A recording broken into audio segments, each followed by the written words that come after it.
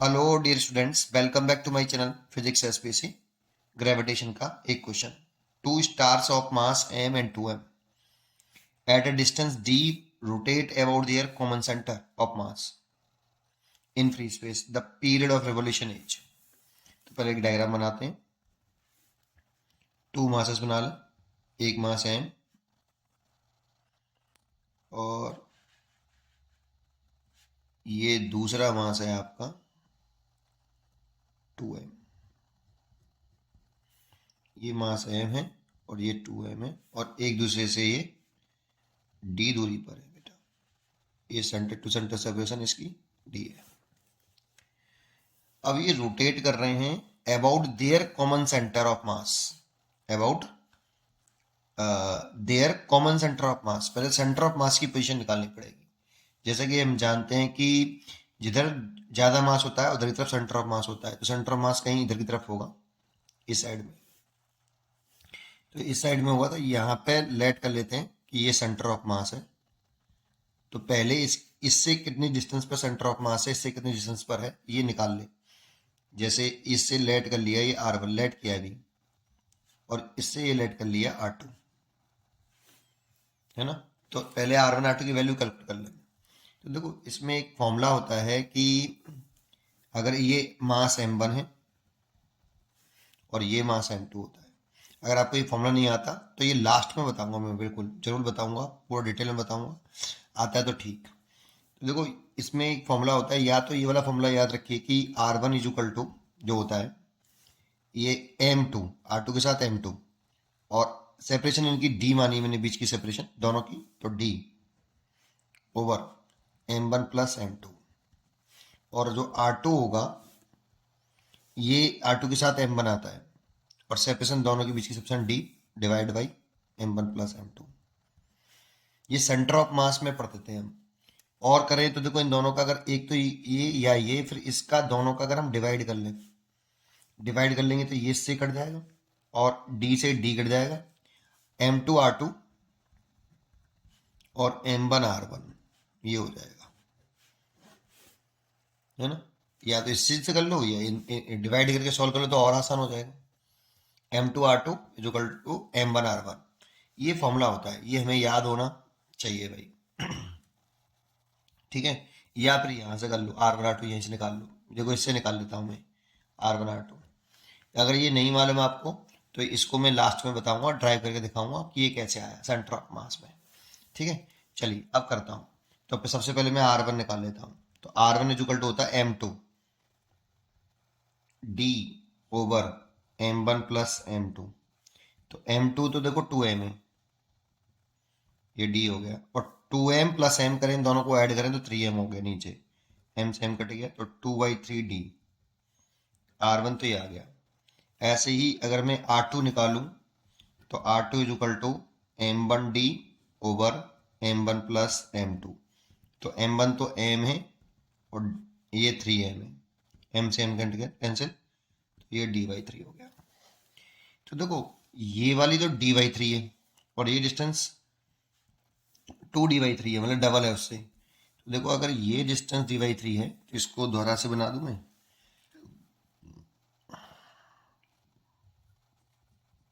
ये m और ये आपका 2m, ये सेंटर ऑफ मास, और ये दूरी जो है R2 इक्वल टू d/3। तो जब ये इस सेंटर ऑफ मास के अबाउट घूमेगा तो ये इस तरह से घूमेगा। इसकी ये रेडियस हो गई, इतनी रेडियस इधर ले लो, ये यहाँ आ गई, ये ऐसे घूम रहा होगा, है ना। सेंटर ऑफ मास के अबाउट घूम रहा है ये कौन सा वाला है, 2m।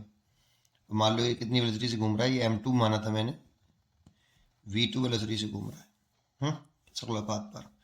अच्छा, ये वाला जो मास है m1 माना है जो मैंने, इसके सेंटर ऑफ मास से ये जो डिस्टेंस है ये वाली, तो ये देखो d/3 हो गई और d/3 ये हो गई, तो इधर की तरफ भी ऐसी आएगी, है ना। d/3 और d/3, तो ये जब घूमेगा तो ऐसे घूमेगा इधर की तरफ, ये ऐसे घूम रहा है तो ये ऐसे घूमेगा v1 स्पीड से, और जब ये इसके डबल उससे घूम रहा है, इसको सेंटर मानना है, तो ये कुछ इस तरह से घूमता हुआ दिखाई देगा ऐसे। ये सेंटर ऑफ मास, ये जो रेडियस होगी इसकी, ये वाली r2, वो इसकी डबल होगी। ठीक है, तो देखो ये वाली डिस्टेंस dy3 हो तो dy3 और चला जाएगा उधर, तो ये डिस्टेंस 2dy3 होगी। तो ये जो डिस्टेंस है यहाँ से r1, ये 2d/3 होगी यहाँ तक। ठीक है। अच्छा, इसमें एक पॉइंट और है कि जब ये घूमते हैं ना, तो ये जो ग्रेविटेशनल फोर्स ऑफ अट्रैक्शन होगा बिटवीन m1 एंड m2, वो सेंटर ऑफ मास से पास होना चाहिए बेटा हमेशा। ये ऐसे, ये m1 इस m2 को अट्रैक्ट करेगा और m2 m1 को अट्रैक्ट करेगा।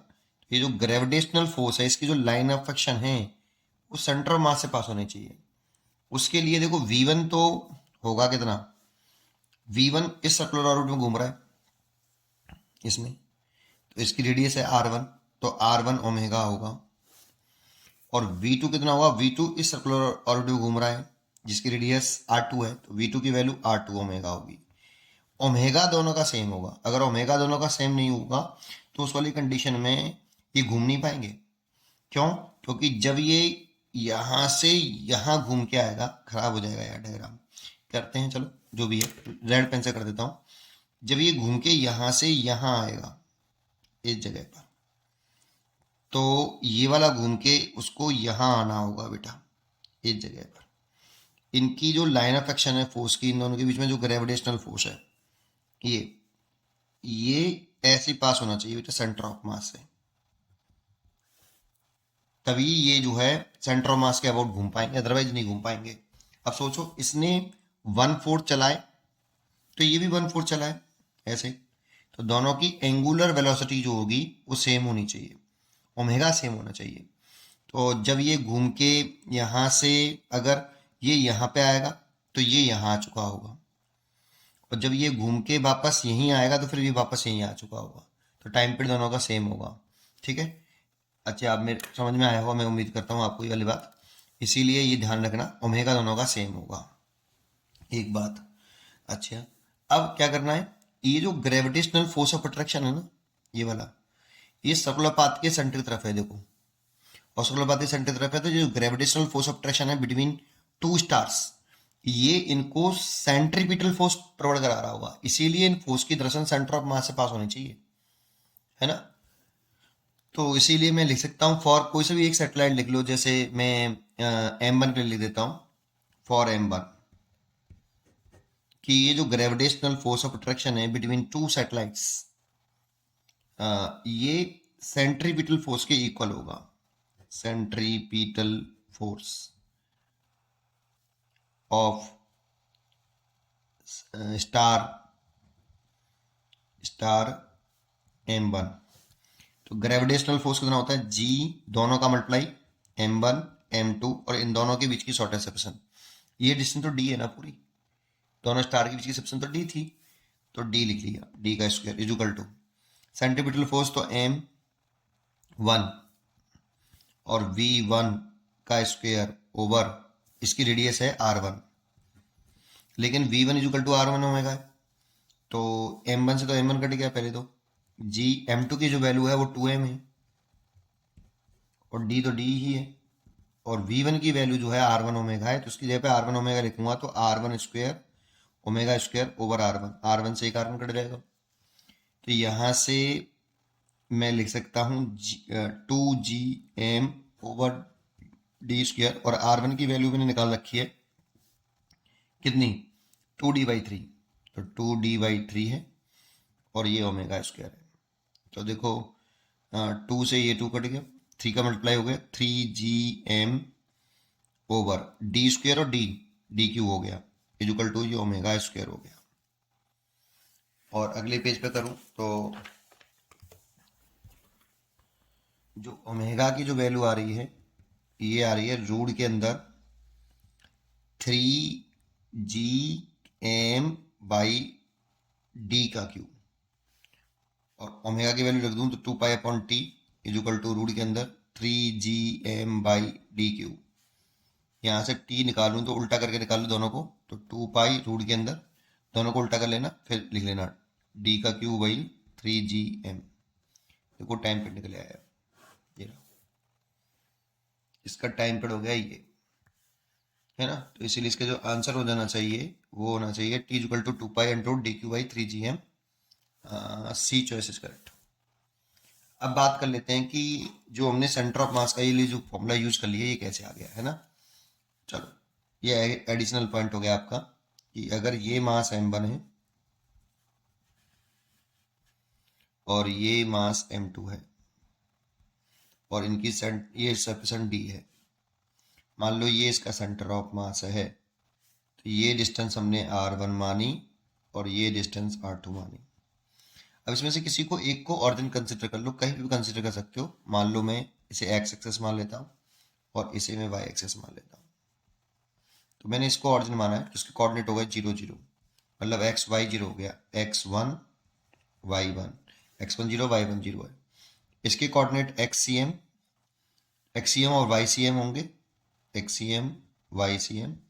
लेकिन इसके ज्योमेट्री से देखें तो ये देखो ऑरिजिन है, तो ये डिस्टेंस r1 है और y चल ही नहीं रहा, इसके कोऑर्डिनेट r1 और 0 है। और इसके कोऑर्डिनेट देखें तो ये दूरी d है, तो इसके कोऑर्डिनेट d, 0 है।